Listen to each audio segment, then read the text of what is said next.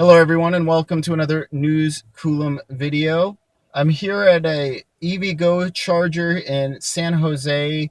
It's a newer implementation that they did. It's a 4 charger site, all of them dual CHAdeMO CCS. I believe these are the new BTC power units. Jeff at Electric Revs did a really good review of this site on the technical details of it, so I'll go ahead and post a link in the information below. I like this site a lot. Apparently, this is a direction that EVgo is going to be moving toward. I mean, in terms of travel, I'm not really hyped about this site. It's at a very busy Whole Foods in San Jose.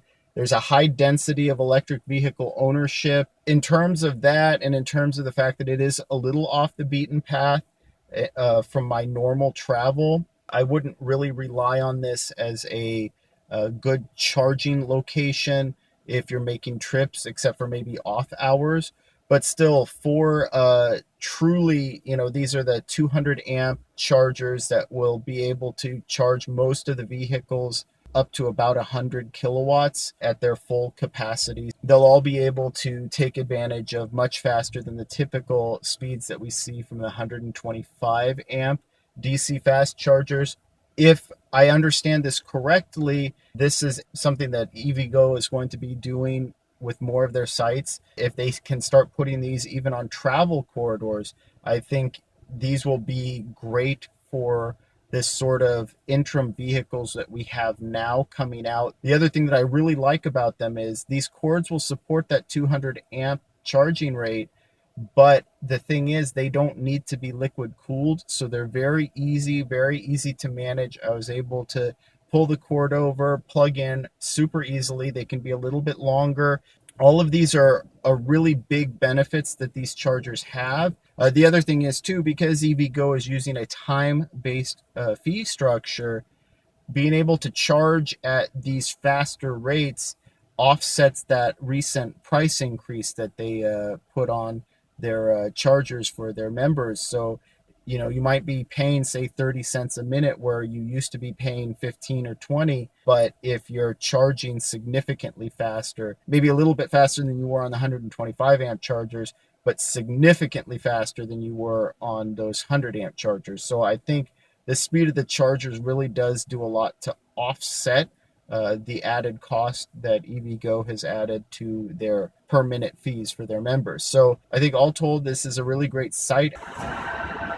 So one thing I just realized that I don't like about this, though I'll have to confirm, is the stall next to me was not taken, and if it was a 200 amp stall, it looks like I'm now down to 100 amps. If I'm guessing correctly, the leaf that just pulled in and plugged in and charged where I was charging is also down to 100 amps. So I'm going to try a little experiment because the other two chargers aren't full right now, but that's actually kind of a letdown if these are split 100 amp chargers.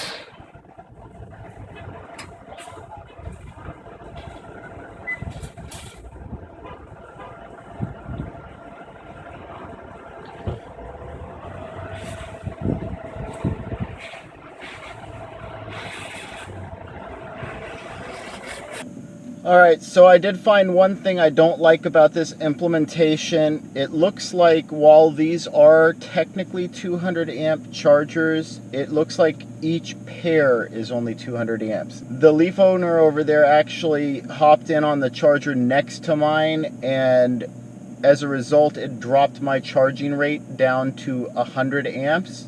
And, it was worth it for me to come over here. Now I'm charging at 150 amps.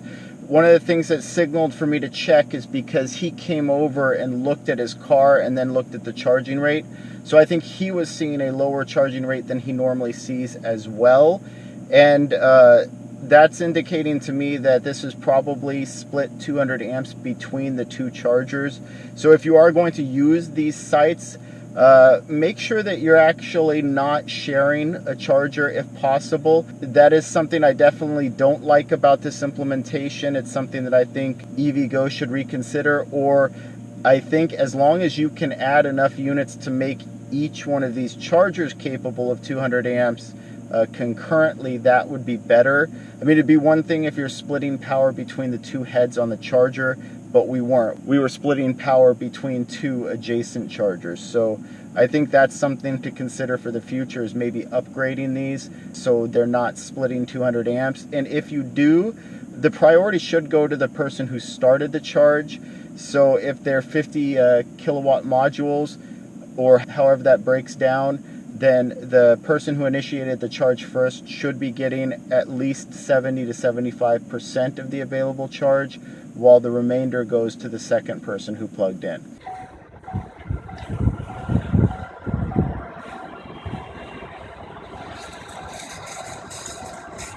If you enjoyed this video, please like and subscribe. It really does help out the channel, helps me make these videos, and thank you for watching.